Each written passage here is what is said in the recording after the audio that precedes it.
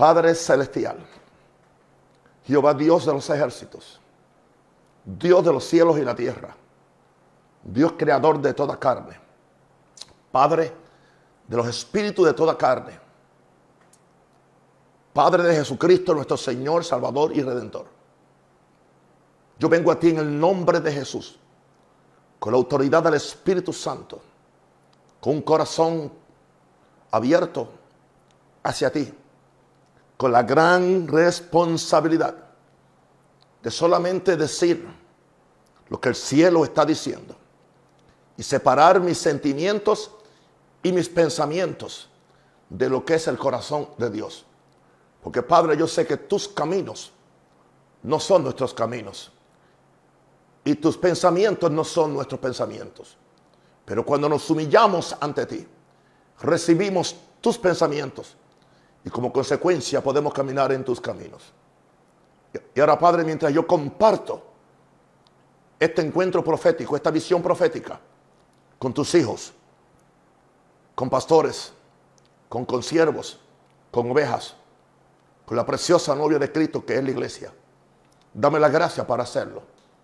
Y trabaja en el corazón de mis videntes, mis videovidentes o mis observadores o mis oyentes, para que ellos puedan recibir el Espíritu, Señor, de lo que el Espíritu Santo le quiere decir a la iglesia. Te lo pido, Padre, en el nombre de Jesús, para honra y gloria tuya y no de nadie. Amén.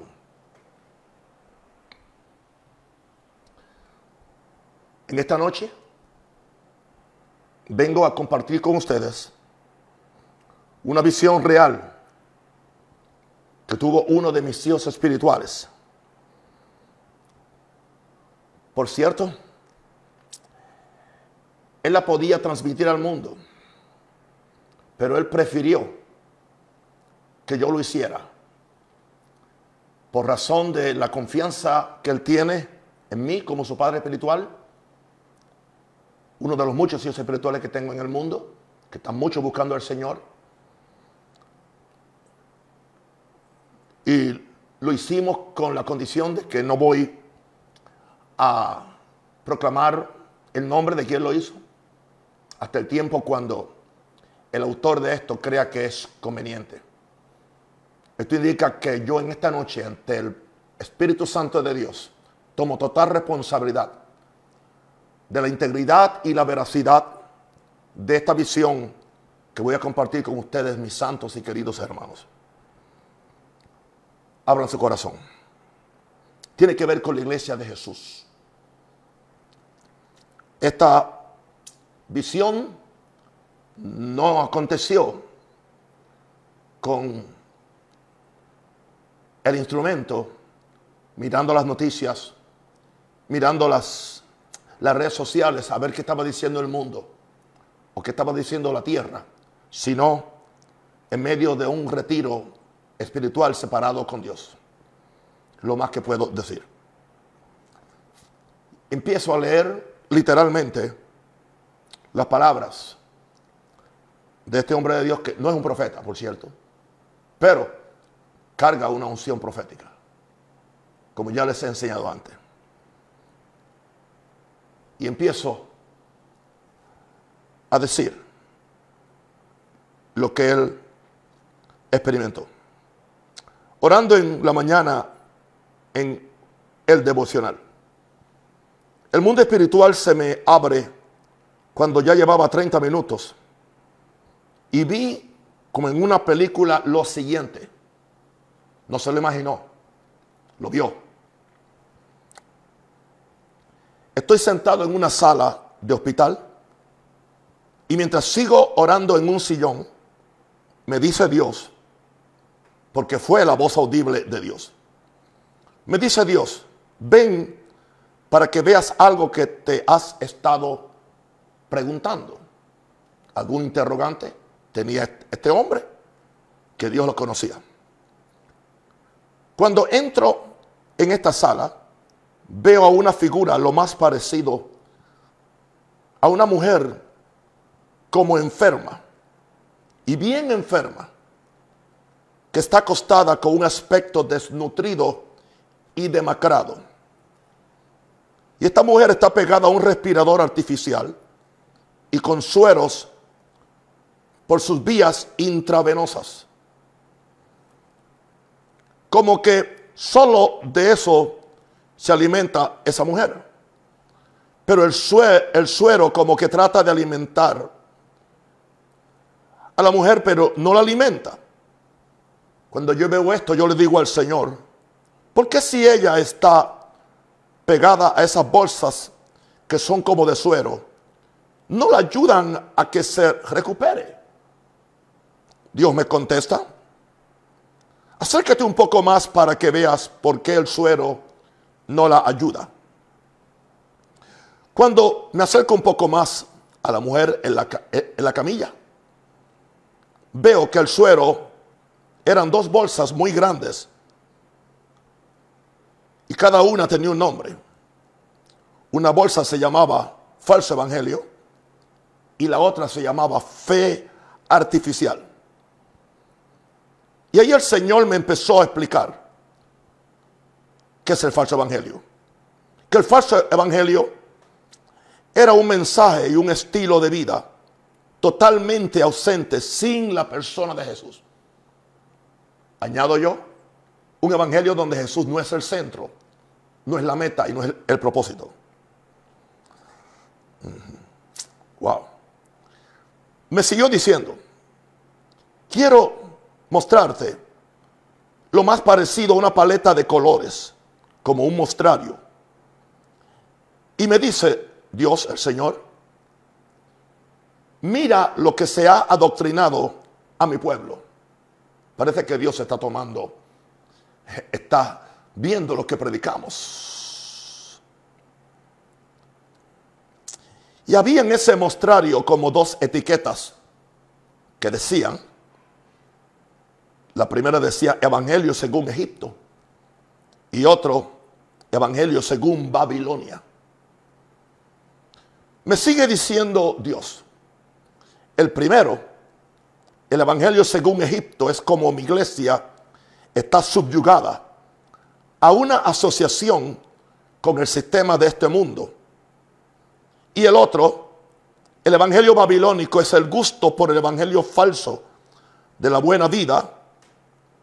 Yo puse entre paréntesis para que entiendan más, prosperidad. El Evangelio de los manjares suculentos, del show, el espectáculo, del performance cristiano. Todo este exhibicionismo que vemos hoy en día. Me sigue diciendo Dios, esa figura que ves ahí es mi iglesia. Uf. No saben ustedes cómo yo reaccioné cuando yo recibí esto. La novia de Cristo, que depende de un respirador artificial y no de mi espíritu vivificante. Y viven un evangelio falso que según ellos, según esa iglesia, los alimenta. Pero lo que no terminan de darse cuenta es que es como una droga que es temporal y solo es un éxtasis temporal.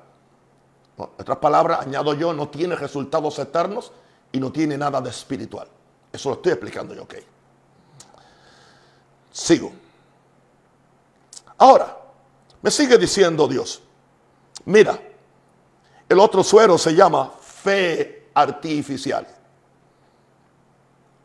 Mi iglesia solo ha aprendido una fe artificial. Una fe sin sustancia, una fe sin peso de gloria. Esta fe artificial solo la usan para obtener cosas materiales. Entendamos, dinero. Pero no los cambia a ellos y tampoco a nadie a su alrededor. Por esa razón, no ven salvación entre sus familiares. Por eso, la gran mayoría de ellos que tienen esta fe artificial no tienen una vida de comunión conmigo. Porque para orar se necesita una fe verdadera, dijo el Señor. Y sigue el Señor hablando. Este virus COVID-19 o el coronavirus. Este virus vino y tomó desprevenido al mundo. Cuando Dios habla del virus, yo estoy interesado a ver qué Dios quiere decir. Porque se han dicho tantas cosas de izquierda y derecha. Pero aún más a mi iglesia. Y yo lo había dicho eso. Porque antes de que terminara esta década pasada, que terminó en diciembre pasado, mi hijo Jesús, escuche esto, vino a caminar a la tierra. Algo que yo había dicho semanas atrás, que él no estaba estático en el trono, que él salía a supervisar la tierra. Mi hijo Jesús vino a caminar a la tierra a visitar a su pueblo y a ver a su novia, para ver cómo estaba ella. Si estaba preparada para él en santidad, en integridad y temor santo. Mi hijo quería que mi iglesia entrara a una nueva década, la década del 20, por cierto, con poder y gloria. O sea, ese era el destino que tenía el Padre para su iglesia. Y que entrara con un manto de poder y autoridad. Esto es lo más triste. Pero Jesús no pudo ni tan siquiera entrar a muchos templos en su gran mayoría. Repito esto. Pero Jesús no pudo ni tan siquiera entrar, le está hablando el Padre, a muchos templos en su gran mayoría. Él, Jesús, trató de entrar. Se me parece lo que dice allá en Apocalipsis. Estoy a la puerta y llamo. Y quiero entrar. Pero no pudo a causa de lo que se hace ahí en su nombre. Y dice Jehová que es falso. Ayúdanos, Señor. Por eso le dije a mi hijo, no insistas más. Y ven otra vez aquí, a mi lado. Y yo trataré con ella, con la iglesia. Prepárate para esto. Y entonces, este virus es una hija de Satanás. Interesante cómo Dios le llama al virus una hija de Satanás. Y usó el término femenino, por cierto. Que ha salido del mismo infierno. Para que se den cuenta, y está hablando de su iglesia, que muchos templos se cerrarán. Y estarán consternados sobre cosas que ellos no podrán controlar. Tan contornados que hay ministros que se han suicidado de super iglesias. Y hay iglesias que se han cerrado y más nunca se van a abrir. Y sigue diciendo Dios, voy a repetir esto. Este virus es una hija de Satanás que ha salido del mismo infierno para que se den cuenta que muchos templos se cerrarán y estarán consternados sobre cosas que ellos no podrán controlar. Y si no hacen algo en los próximos días, muchos de ellos serán aniquilados por cosas peores. Cosas peores. Sigue Dios hablando. Mis planes proféticos no son alterados por los movimientos de los gobiernos. Ni por los movimientos gays. O por la aprobación de leyes en contra de la vida de un niño, entiéndase el aborto. Mi urgencia, dice Dios, es con el estado de la iglesia de la novia de Cristo. Wow. Sigue diciendo Dios, yo no estoy aturdido por el estado de la economía. Por eso envié a mi mensajero el ángel con aquel mensaje acerca que los que estuvieran en pacto conmigo, cuando mencioné, así como mi siervo Naúm había vivido una vida en pacto, ellos también serían guardados y protegidos siempre que continuaran en el pacto con Dios. Santo. Por último, el Padre me dijo, hijo, estoy buscando hombres y mujeres de oración. ¿Cuál ha sido el énfasis mío? En este encierro, oración. Sigue diciendo Dios, no empezaré un mover si primero no encuentro hombres y mujeres, uno a uno. Porque ya hay muchos que están dependiendo de la oración de otros. Y eso ha traído en la iglesia letargo y pasividad. esto me dolió porque llegó muy cerca de mi corazón. Dijo Dios, aún en tu ministerio, Maranata, hay pastores que dependen de la fe de otro o de la oración o la fe de mi siervo Nahum. Palabras de Jehová. Me dijo Dios, no habrá un mover si primero no hay hombres que tomen responsabilidad por su vida de oración. Quiero hombres que oren ellos solos y no dependan de nadie. Esto sí que me pone a pensar, usted piense y considéralo. Pero fue palabra audible. No habrá un rapto ni un avivamiento si no hay primero una iglesia sana. Porque el Señor no quiere perder a nadie. Por eso, dijo Dios, en la historia ningún hombre que no orara él fuertemente, de manera independiente, no podía ser usado por Dios. Por eso, dijo Dios, vendrán cosas peores para aquellos que no se desliguen de este sistema de falsedad. Está hablando dentro de la iglesia. Sigue diciendo Dios, quiero levantar hombres que oran y así les daré poder vivificante para romper toda esta mentira que tiene a mi iglesia casi muerta. Pero tiene nombre de que vive, pero está muerta, ¿no? Por último, mi hijo le preguntó al Señor, Padre, ¿y qué va a pasar con la iglesia? ¿Cómo esto va a cambiar? Y le dice al Señor, por favor, dímelo. Y el Señor me dijo, hijo, no te puedo decir las cosas que vendrán. Él no dijo no quiero, no te puedo decir las cosas que vendrán. Y termina el Señor diciendo, solo te muestro el estado de las cosas y por qué se ha llegado hasta este punto tan peligroso. Permítanme leer el último renglón de este encuentro profético y de visión con Dios. Por último le pregunté al Señor, Padre, ¿qué va a pasar con la iglesia? ¿Cómo esto va a cambiar? Por favor, dímelo. Y me dijo, hijo, no te puedo decir las cosas que vendrán. Solo te muestro el estado de las cosas y por qué se ha llegado hasta este punto tan peligroso.